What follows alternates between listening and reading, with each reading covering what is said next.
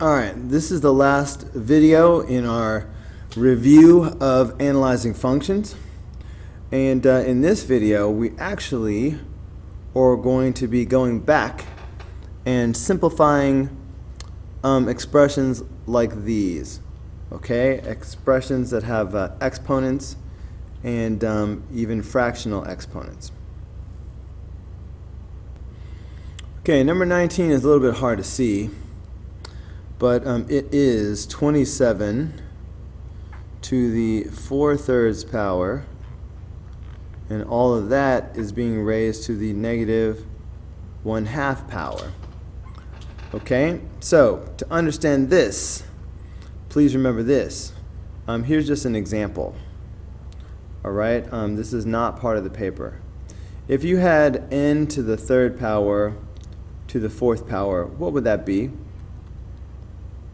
That would be n to the 12th power. So please remember, so when you raise a power to a power, you multiply these. Okay? Now, what if I had 2 to the 3rd power to the 4th power? Well, that's no different. It would be 2 to the 12th power. So again, when you have a power raised to a power, you just multiply these. Okay? So that's what we're going to be doing on this problem. Because we do in fact have a power raised to a power. So all we need to do is multiply these together. So look, let's do that off to the side. If you multiply 4/3 times negative 1/2.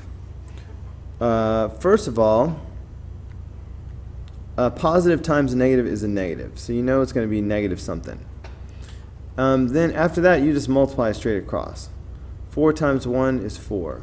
3 times 2 is 6. This fraction is going to reduce down to negative 2/3.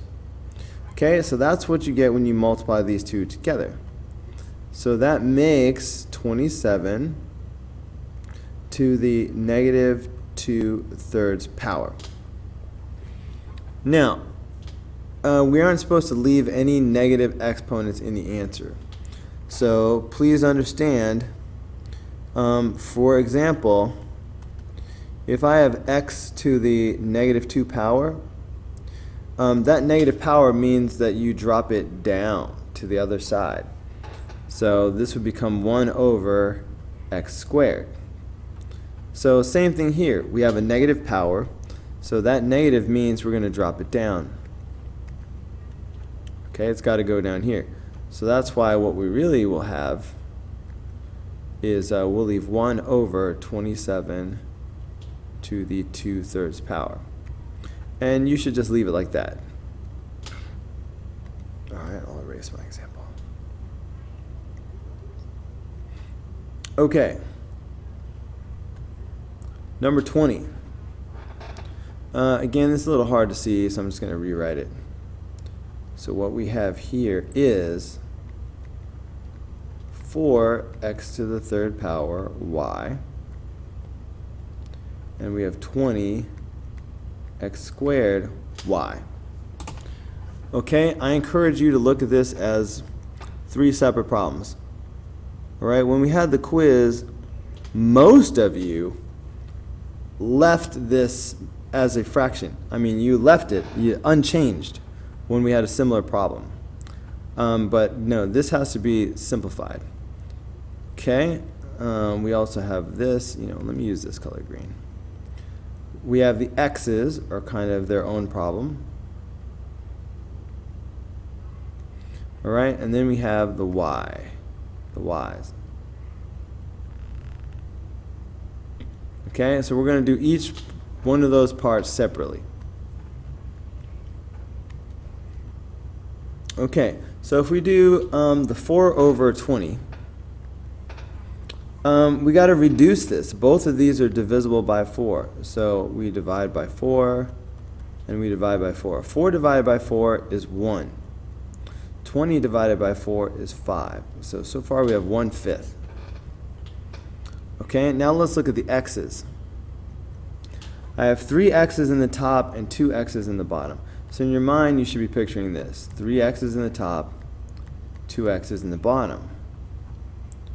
Okay, the 2x's in the bottom are going to cancel out 2 of the x's in the top, and that's going to leave 1x in the top.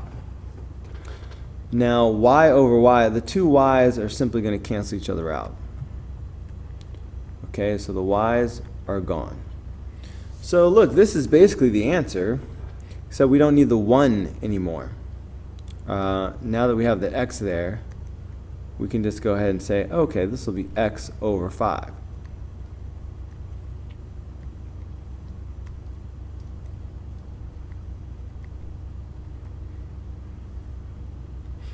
Okay?